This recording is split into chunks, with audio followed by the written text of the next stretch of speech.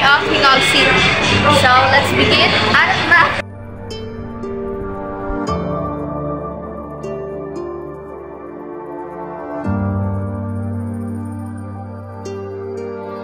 Introduce to you the city museum staff or our tour guide for today's video, Mrs. Christy Kimson. So, good afternoon, ma'am. So, I asked you something, ma'am, about Gingoog City, ma'am. So, ang Gingoog is before, ang gitawag niya siya Gingoog kay sa una kuno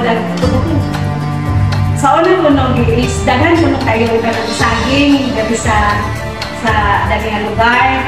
Tapos kay naman kay mga Amerikano ang ilang pagdungog sa Gingoog. So mo ang main karon diri sa akong place is Gingoog. So way back 1910 sa una wala pa ang city o Gingoog is natay gitawag na daan lungsod. So ang kaning daan lungsod is na diha ka man nagsuon na sila ang naka-discover sa atong lugar sa Gingoog is kanang dito sila sa lugar sa daan lungsod. O sabihan nagbuhat sila og ritual ilang nakita na kanang Gingoog is kanang nice kayo siya pugian na lugar. So mo na nga ang mga nitibo, so sa nagdadaghan na ang populasyon, nag-increase ang populasyon sa mga tao sa daan lungsod. So mo na si Kapitan Catalino Condisa nangita siya nila o lugar na doon ba sa daan lungsod kung ilan nakita ang diri karon ano yung tawag ng Gingoog. Isod siya kay gusto man niya na ang Gingoog, ang Gingoog City. So gani siya ginangita og paagi nga makabuild sila og kanang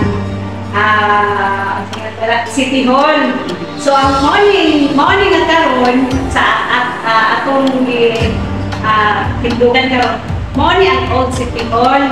So ang old kini nga lugar makita ninyo na yung mga daghang rihas. Morning ang Pisuan, diri sa ubos. Tapos ang taas is mo to ang City Hall sa una. Wala karon bago lang nahimong nagitungkol kanasa na exist ang celebrity na kapalagay. So ang sa una may Gingoog is kanang nabilong ta sa Talisay, nabilong ta sa Talisay. So mo na ang kita ang 79 ang 79 ka barangay bago pa lang siya karon nagiging. Gani ang pagkahimong city ang Gingoog 1960 city ang Gingoog sa perma ni Carlos Garcia na ako tayo dulo ka barangay o mo niyang gitawag na Ujungan, Lagas o dili dapat sa Magsaysay o so mo na siya kanang kato pa sila tulo ka barangay sa iya pagkahimong city ang nabuwag na siya kay nahimo namang city ang Gingoog. Mo na yung ibang lungsod. Oo. So mo na karon naan na pa nag-celebrate na pa sa sa mga Charter Day. Mga pista pila na days, pista na.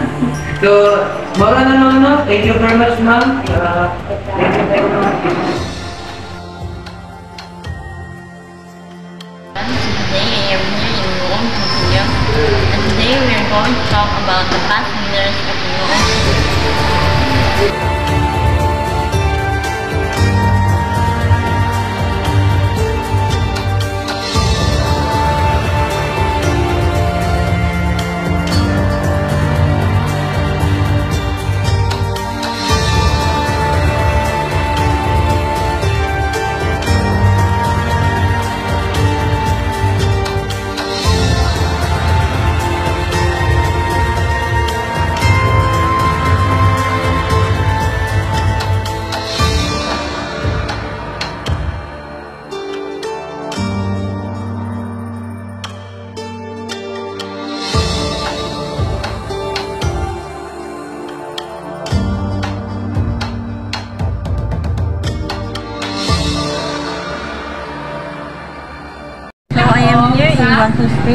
farther from Desla.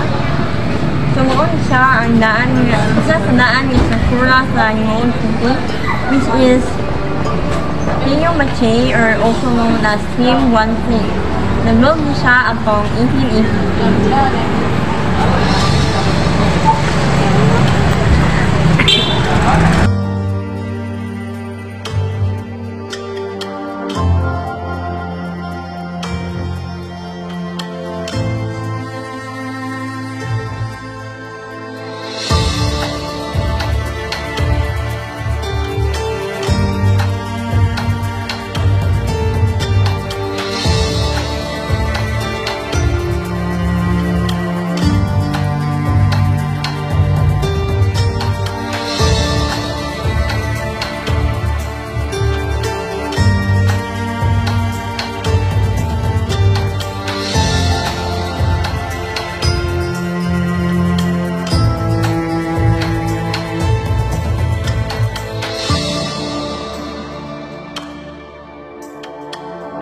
Good day everyone, so I'm here to talk about the manner of dressing here in Gingoog.